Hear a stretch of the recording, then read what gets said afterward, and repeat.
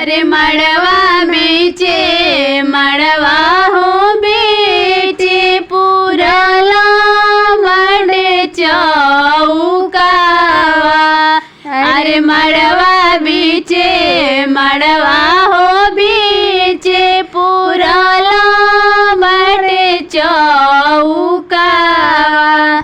अरे बैठेली सुंदर हो बेटी अगनवा बीचे चौकावा। अरे बैठेली सुंदर हो बेटी अगनवा बीचे चौकावा।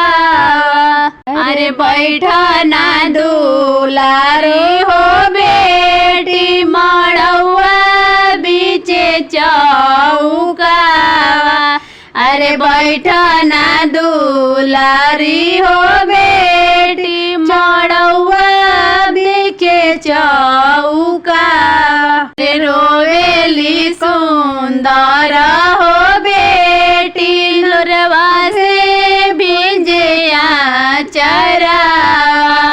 अरे रोवेली सुंदर हो बेटी लोरवा से भीजे आचरावा। दुनिया के रीति काहे कोइनी पापा जी होनी भइनी।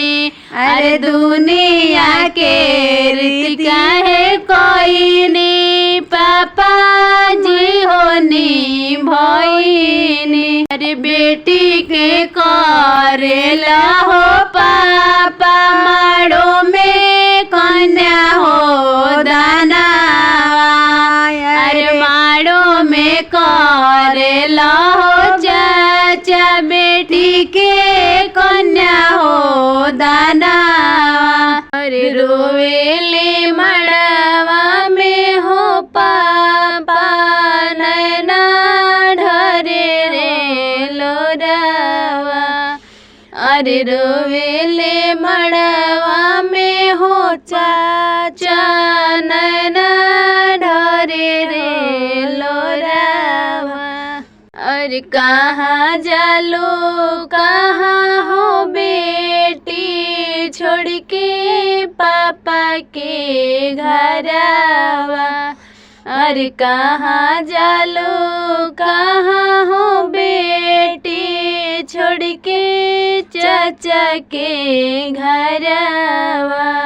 अरे सूखी गईले आहो ये बेटी नैना के हो लोरावा।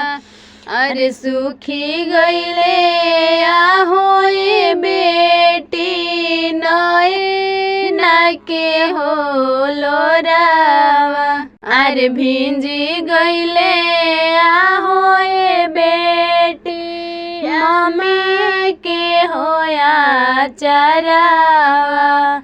अरे भिंजी गईले आहो ये बेटी चाची के होया चरावा।